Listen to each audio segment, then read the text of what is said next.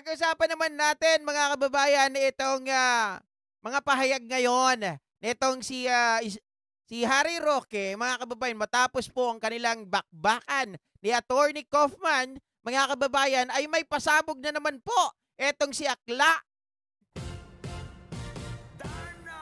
Nako, yari ka dito, Roque. Ikaw na naman ang magiging salarin, mga kababayan, dahil di umano, etong si Hanilet, mga kababayan, bawal nang lumapit kay Digong Duterte or pinagbabawalan na po itong palapitin, mga kababayan, dalawin si Digong. Gaano katotoo ito na mga pinagsasabi ni Harry Roque?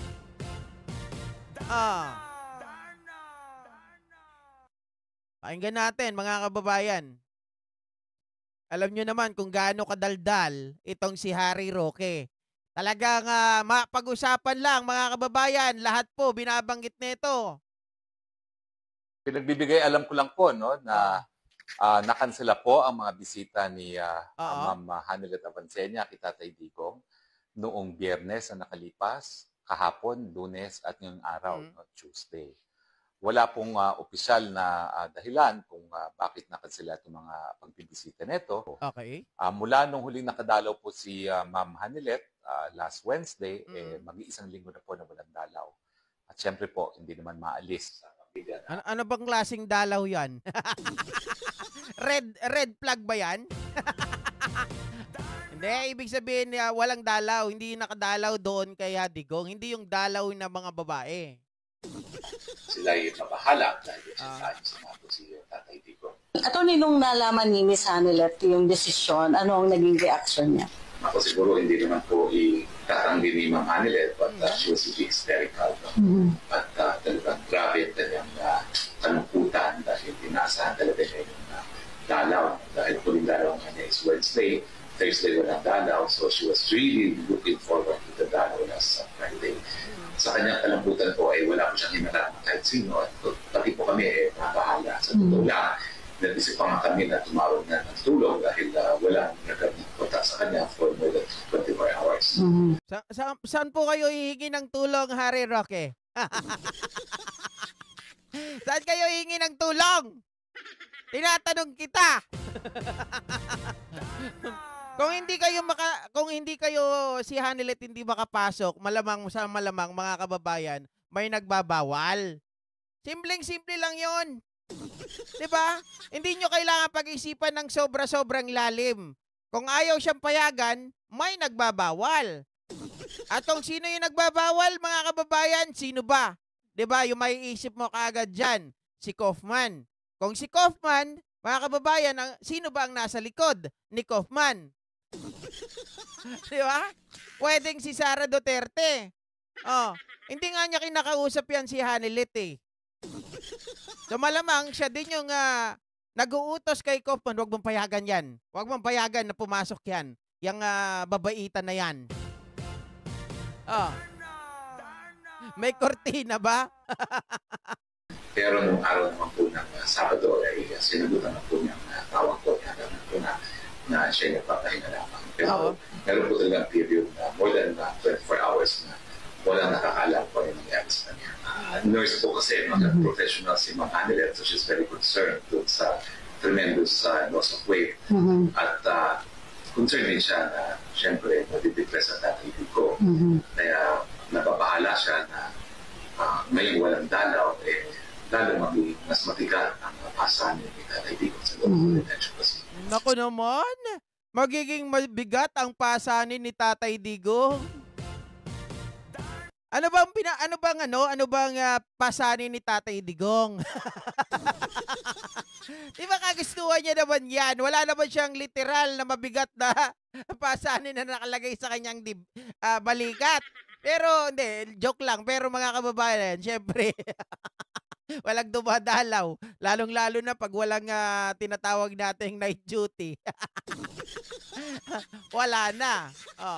So ano yung parang dapat gawin ni Miss Hanilet? Anong advice niyo as a lawyer? Ang tingin ko po yung pamilya ay natagugnayan na yung sa mga abogado. Humihingi sila ng inaw kung bakit ito mangyayari. Dahil karapatan naman talaga lahat ng mga nakadetain sa ICC na madalaw ng pamilya. Ay, yun! sa totoo lang, okay naman yung payo mo, no?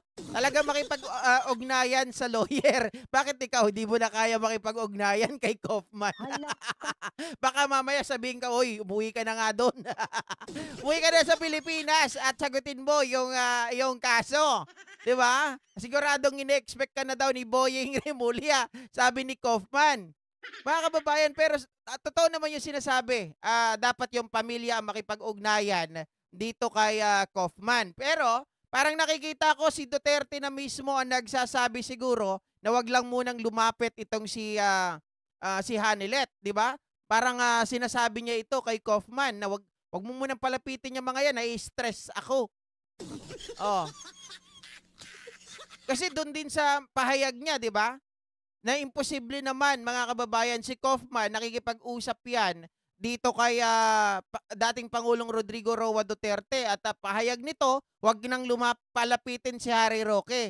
So kung ayaw palapitin si Harry Roque, mga kababayan, imposible din or posible rin, mga kababayan, na ipinag-utos niya na yung kanyang asawa na wag nang palapitin. Baka naman kasi kaya ayaw palapitin itong si Hanilet, mga kababayan. Isa lang naiisip ko, ano yung GP. Naiisip ko baka nagsasawa na siya sa mukha ni Hanilet. Ang gusto niya makita, mga kababayan, yung kanyang nurse. Diba? Yung kanyang nurse. Yung bet na bet po ng mga tawag dito nasa kabilang kampo. Diba? Nahati na yung DDS. Yung Hanilet faction at doon sa isa si Alputera faction. Baka yun ang gustong makita, mga kababayan, ni Digong Duterte kasi nanawa na siya sa muka. Alam nyo naman, pag nakikita niya si Hanilet, makita nyo yung muka, yung reaction ng muka ni Digong, yung kanyang facial reaction, mga kababayan, ay hindi ganon kasaya. Pero kapag si Alputera, ang kanya pong nakikita at kasama, mga kababayan, ang tenga ni Digong, kala mo po, 'di ba? Napakalaki, kala mo tenga ng ano 'yon? Ng elepante, ng duwende, 'di ba? Ang laki, mga kababayan. Talagang ganun po. Kasabik siguro si Tatay Digong nila na makita itong si Alputera. Sabi ni Sir Michael Aluwag, kaawa-awa si Roque ngayon dahil nagpapaalipin siya sa sindikato. Kaya nga mukha na siyang ewan 'Di ba? Mga kababayan, tapos tinatapon ka lang, parang tinatrato ka lang na parang basura. Paano, mga kababayan, lagi siyang nandoon sa anino ni Maharlika. Si Maharlika, di ba kampi kay Hanilet, mga kababayan, mga ka-GP Natics. Alam naman natin, si Sara Duterte is not good. With Hanilet. Di ba, yung relationship nila ay hindi po maayos ni Hanilet. Sabi ni Hernane Nacionales, Mr. Go, maraming involved. Sa missing sabongero ang boss, naghanap o utos sa alalay na maghanap ng tirador. Ang kinuha ng alalay ang mga kapatid. Alam po natin yan, mga kababayan. Masalimuot talaga yan. Marami pang mga lalabas na mga balita hinggil po dyan sa missing sabongeros. Ang sa atin po, mga kababayan, ay makamit po natin ang nasabing hustisya. Anyway, hanggang dito na lamang po tayo, mga kababayan, at magkita-kita po muli tayo sa mga susunod na upload natin. Mukhang, sorry ha, pero ewan ko kung magla-live pa ako. Hanggat hindi naaalis yung shadow ban natin, siguro upload lang muna. Sa upload, okay naman 'di ba? Pero sa live, ayaw umangat. Hindi ko alam kung problema ba itong walang hiyang application na to na simula nung nagkaroon ng payment, mga kababayan, dahil maraming mga errors pa or bugs, baka doon sa distribution nagkakaroon ng problema. Pero ewan natin, mga kababayan, maraming salamat po muli sa inyong lahat at magandang umaga po, okay?